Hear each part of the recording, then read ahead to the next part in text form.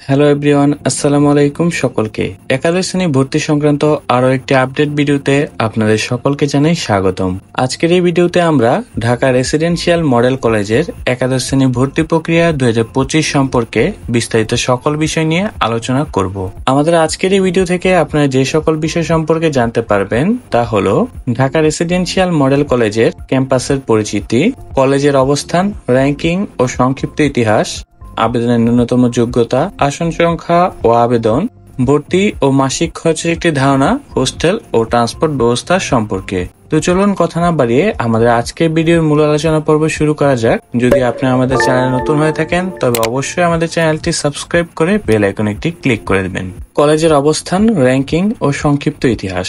Dhaka residential model college বাংলাদেশের রাজধানী ঢাকার মোহাম্মদপুরে অবস্থিত একটি উচ্চ মাধ্যমিক শিক্ষা প্রতিষ্ঠান। এটি একটি স্বায়ত্তশাসিত প্রতিষ্ঠান। প্রতিষ্ঠানটিতে তৃতীয় হতে দ্বাদশ শ্রেণী পর্যন্ত 2 শিফটে পাঠদান করা হয়। তৎকালীন পাকিস্তান সরকার কর্তৃক প্রতিষ্ঠিত এই প্রতিষ্ঠানটি বর্তমানে দেশের আবাসিক শিক্ষা প্রতিষ্ঠান সমূহের মধ্যে উল্লেখযোগ্য।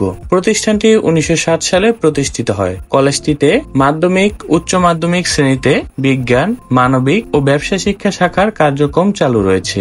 শিক্ষাবর্ষকে 2 সাময়িকে বিভক্ত করে এখানে পাঠদান করা হয়। সাময়িক পরীক্ষা ছাড়াও প্রতি সাময়িকে 3টি করে শ্রেণী পরীক্ষা গ্রহণ করা হয়। ঢাকা রেসিডেন্সিয়াল মডেল কলেজ তৃতীয় শ্রেণী থেকে নবম শ্রেণীতে ভর্তির জন্য শিক্ষার্থীদের ভর্তি পরীক্ষা দিতে হয়। তবে বর্তমানে শিক্ষা মন্ত্রণালয়ের নির্দেশনা অনুযায়ী লটারির মাধ্যমেও শিক্ষার্থী নির্বাচন হয়ে থাকে। ভর্তি পরীক্ষা সম্পর্কিত নোটিশ এবং ফলাফল কলেজের ওয়েবসাইটে পাওয়া যায়। একাদশ শ্রেণীতে এই কলেজে ভর্তির জন্য একাদশ শ্রেণীর আবেদনের সময় এই কলেজের নামটি পছন্দের তালিকায় প্রথমে রাখতে হয় এবং এসএসসির ফলাফলের ভিত্তিতে এই কলেজে ভর্তির জন্য শিক্ষার্থীরা নির্বাচিত হয়। একাদশ শ্রেণীর ভর্তি বিজ্ঞপ্তি কলেজের ওয়েবসাইটে পাওয়া যায়। তারপর চলুন জেনে নেওয়া যাক কলেজটির 2024 সালে এইচএসসি পরীক্ষার ফলাফল সম্পর্কে। কলেজটি থেকে 2024 সালে এইচএসসি পরীক্ষায় উপস্থিত ছিল 961 জন শিক্ষার্থী, যার মধ্যে 961 জন শিক্ষার্থী উচ্চ মাধ্যমিক পরীক্ষায় উত্তীর্ণ হয়েছে এবং জিপিএ 5 পেয়েছে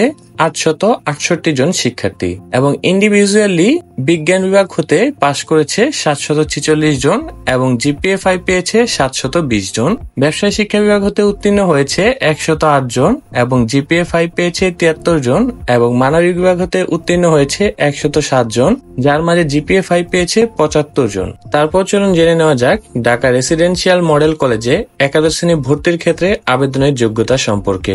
এই কলেজে বিজ্ঞান বিভাগে বাংলা মাধ্যমে এবং ইংরেজি মাধ্যমে ভর্তির ক্ষেত্রে জিপিএ প্রয়োজন হবে 5.00। ব্যবসায় শিক্ষা বিভাগে বাংলা মাধ্যম ও ইংরেজি মাধ্যমে ভর্তির ক্ষেত্রে জিপিএ প্রয়োজন হবে 4.50 এবং মানবিক বিভাগ বাংলা মাধ্যমে ভর্তির জন্য জিপিএ প্রয়োজন হবে 4.25। আসন সংখ্যা।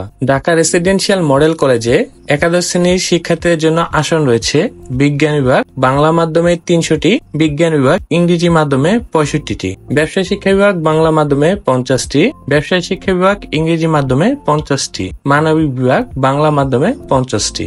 কোটা ও উপবৃত্তি। সরকারি বিধি মোতাবেক এই কলেজের সকল ধরনের কোটার সুবিধা একজন শিক্ষার্থী পেয়ে থাকে এবং কত নম্বর পেলে এই কলেজে চান্স পাওয়া সম্ভব এটার কোনো নির্দিষ্ট নম্বর বা চার্ট নেই। তবে প্রতি বছরের রেজাল্ট, নম্বর, আসন সংখ্যা ও আবেদনের উপর ভিত্তি করে এটা পরিবর্তন হয়। আমরা বিগত বছরের ফলাফলের অ্যানালাইসিস করে একটা সংখ্যা তোমাদের দেখাচ্ছি। এই কলেজে ভর্তির ক্ষেত্রে বিজ্ঞান বিভাগ প্রভাতী শাখায় 1215 এর অধিক নম্বর এবং দিবা শাখায় 1200 এই পরিমাণ নম্বর প্রয়োজন হবে।